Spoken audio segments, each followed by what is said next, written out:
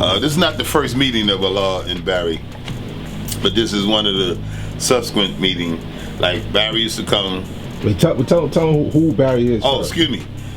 Barry Gotha was Mayor John V. Lindsay's chief executive aide and urban task force director.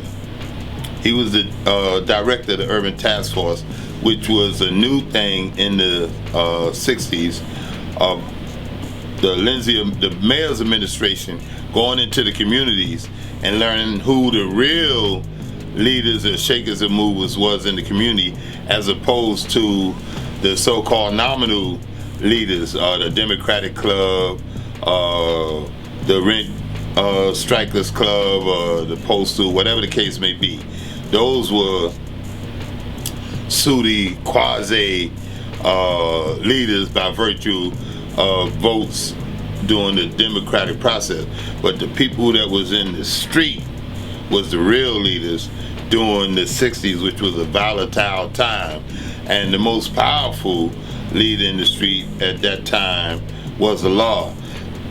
As the Lindsay administration learned from the C cypherpunks, or who was making the noise at that time. 63, it was the Blood Brothers. 64, the Blood Brothers was identified as being 5%ers.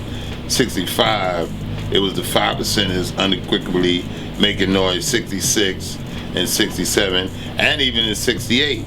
So the reports was the power was Allah, who had, as they had said, an anti-white militant youth group. That was their words, right? But they had to learn different by coming to Allah. After the governor had came to Allah first in 66 about his re-election. I was involved with those discussions in 60 in the Lincoln Projects and in Manawa when I took the word to Allah on behalf of Governor Nelson A. Rockefeller. And then in 67, Lindsay made an approach to the father through Barry Gotha, and he wanted to know what, the administration could do for Allah, actually what he wanted. And the father had said the same thing that he told the police, that he wanted a place where he could teach his 5%ers in and take them off the street. He wanted them to have the education, to get a skilled trading profession, not only to get the GEDs, but to get a skilled trading profession. So he had those discussions with Barry, and in almost short order, you're talking about at the April-May Parliament, June, then July 2nd, the father opened up a school. That the mayor already had a building that they won in a lien case back in 1965, right here on the block in the heart of Mecca. And that was a barbershop. We passed by that barbershop like daily, because the father's headquarters at that time was on this avenue between 126 and 127. He used to live right down the block at almost by 8th Avenue and 126th Street behind the Apollo Theater. His gambling hole where he got shot to was around the corner of 127th Street and 7th Avenue. So this whole block, the father kind of traverse that he used to live on 8th Avenue, 126. He had a school on 127th. 7th Avenue between 126th and 127th. He had the gambling joint on 127th and 7th Avenue. And up the block, he had one of the first buildings that he had. Houses, apartment. I think it was 254 West 127th Street.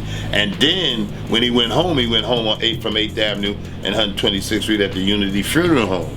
So he covered north, east, west, and south on this whole block. He got this whole block and got some significant activities all the way around. He made his babies and made his nation, and he used to recreate, and he was cremated here on all this block, north, east, and south. But anyway, the Lindsay administration conferred the building to the father. It was a one-story building. And at that time, it was just one side because it was a barber shop, and right next to the barber shop, adjacent to it, was a beauty parlor. And over time, we not only had the barber shop, it became the school. We eventually, after the father went home, got the beauty parlor because the woman, Miss Mary, she loved the father, and when she retired and gave up her business, she also gave us the beauty parlor, and we expand with more room. And as a result, father opened up the Street Academy. Initially, when it opened up, the New York Urban League was sponsoring the Street Academy concept in Harlem, New York, if you will. And it was a law Street Academy in Mecca. But under the auspices of the New York Urban League, because they had the teachers. They had the teachers that could get us the qualifications for the GED. But they wasn't qualified to deal with the supreme mathematics, nor was they conversed in the 120. And that's what we wanted. That's what we was about. We would hone our skills in English, in math, in social studies, in science, because that's what the core curriculum was. That's what was required. But the difference was we in a law Street Academy in Mecca. And as the title implied, this is a law Street Academy, and we want to deal with what Allah was teaching us. So the teachers couldn't handle it. And I doubt if they lasted 2 months. By September came, they was out of here, and the father was the sole educator, teacher at his Street Academy. So build on, like you were just saying before, like how like the father would stop and tell you how to break down the syllables and everything. And see, the Urban League teachers became frustrated as well, because Allah was a perfectionist in teaching. That he would go to the basis of, or the root, or whatever it was, and he would break it down analytically so that you could build it up for your own self. This was the implications of knowledge itself, that he would give us the lead to a subject, but in the final analysis, the understanding of that subject was what we understood and what we could apply.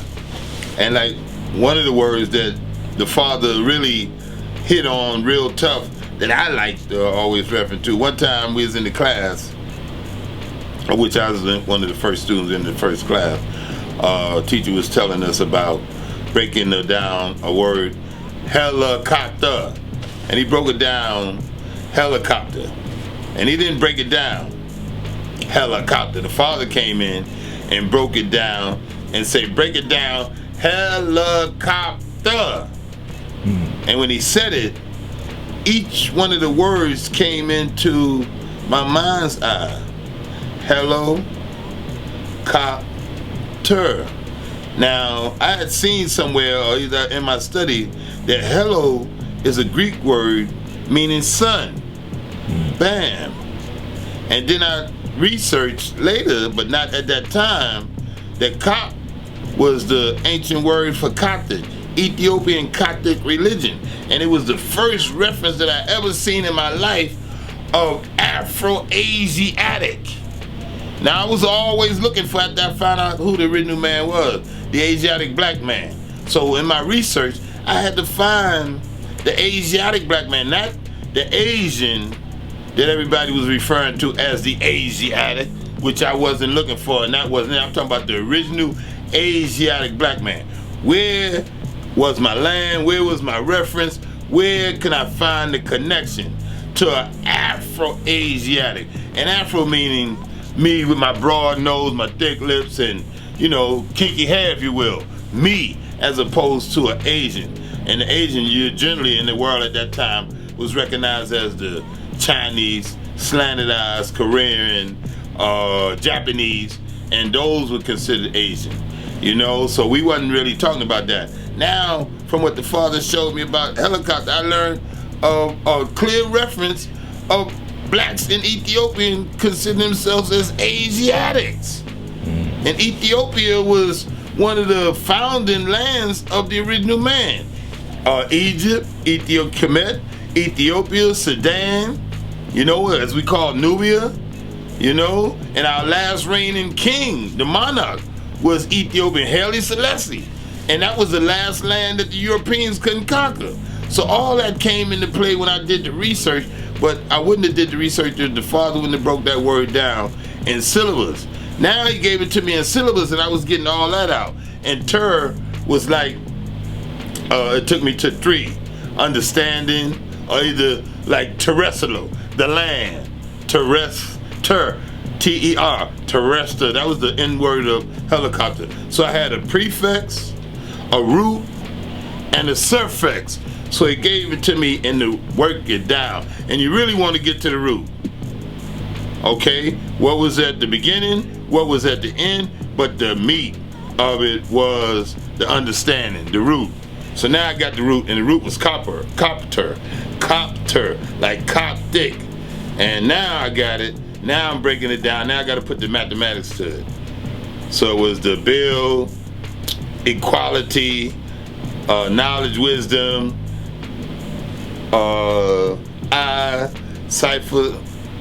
I-C, cipher, power, true, equality, rule.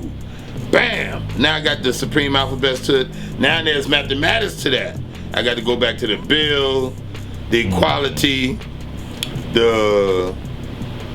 I just had, knowledge, wisdom, the born, the understanding, knowledge, power, the wisdom, the wisdom cipher, power, knowledge bill. So now I got that. Now I got to bring all that and get a sum. And from that sum, I had to bond that understanding to just one digit. So now I took it through all that, and that was like opening up a whole world, because I found out that when I took it through that analytic process, it became unlimited. It wasn't no limitation to it. Because if I dealt with the bill, then I had to deal with the bill of the born, you, I love, divine. And then when I dealt with the born, you, love, I, divine, I had to take each one of them. The born, be a born, the I, Islam, the you, universal you, the love, hell right, leave hell, the divine. I had to deal with all of that. So it just kept growing and growing and growing and growing and growing. And we just kept getting more and more and more and more, and it was unlimited. Like the mathematics was unlimited, so it was the supreme mathematics, supreme alphabets, the highest mathematics, and that's where the father took us. And that's why the New York Urban League teachers became frustrated that they couldn't take us there, and we knew that science, and we was able to take them there, and we became their teachers. And it was a real academy now, because in the academy, the teacher is really a facilitator. And that's what Allah loved doing. Facilitating the knowledge of ourselves. He was empowering us to study the science of everything mathematically. Break it down to build it back up. The way that you understand it.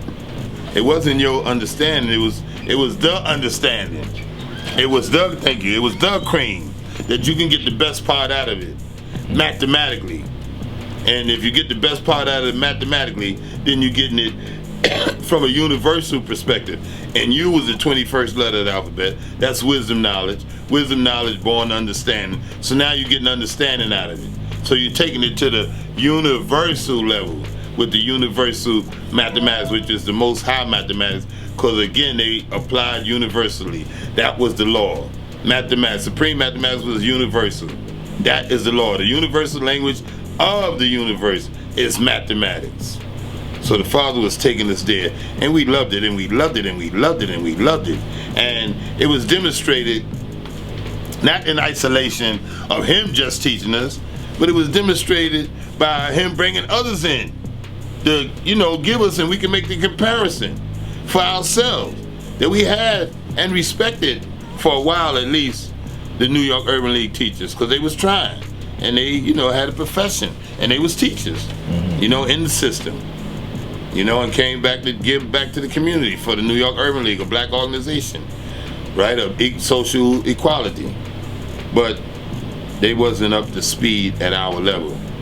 And the father used to demonstrate that he let them teach us or show us something, and then he expect us to question it and take it from there, and we would take it from there, but he would prompt us on, he would facilitate us on it, that if he came through the class and we didn't ask the right question, then he would stop the teachers and lead us in the right direction to ask the right questions. And my perfect example was the helicopter, because I really, really loved that.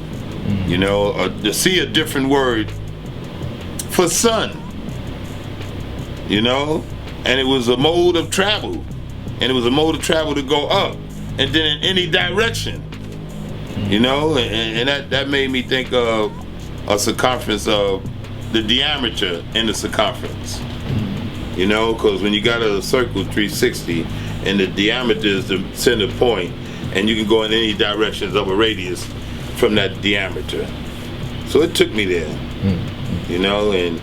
and that was the basis of Barry coming around to help us get that Street Academy. And not only the Street Academy, from the Street Academy, a lot more activity took place. That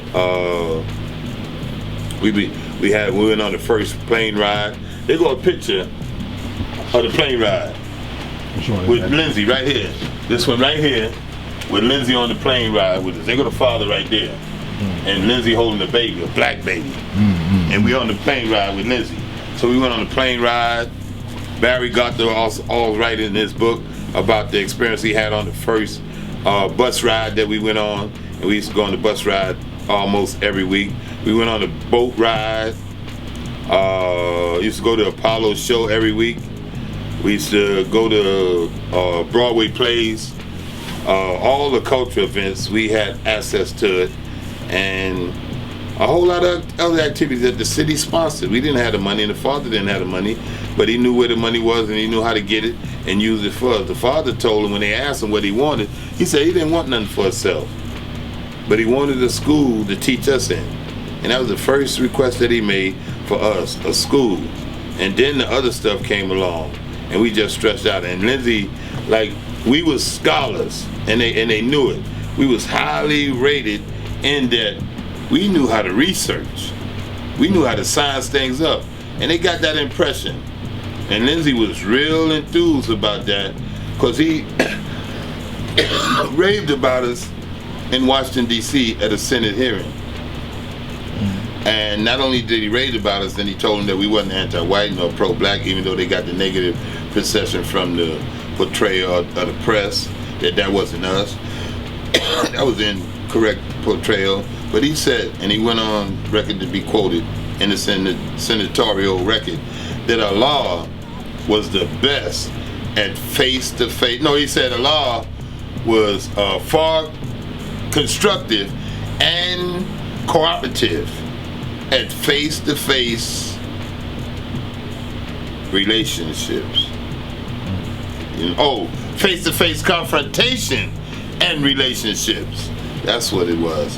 And the senators, of course, was amazed that here it is, this is a mayor of the capital city of the world, the Mecca of tourism, and he talking about a black man that just got out of Manawa for the criminally insane, a hospital for the criminally insane, and he raving about him.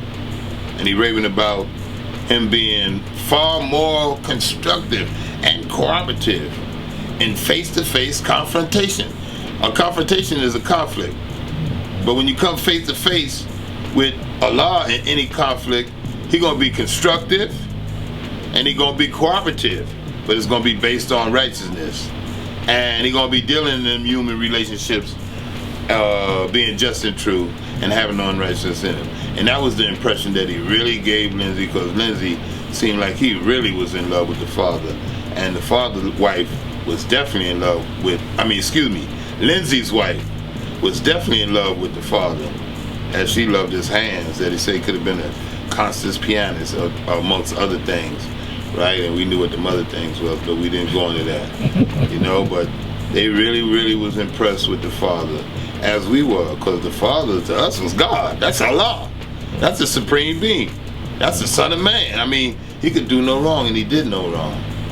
But he did everything for us. And I always stayed in the back of my mind that them motherfuckers tried to kill him just for him coming to teach us. You know? And that stayed in the back of my mind. Why would somebody want to stop him from teaching the babies? And that's what we were. We was babies, you know? If Mecca did this,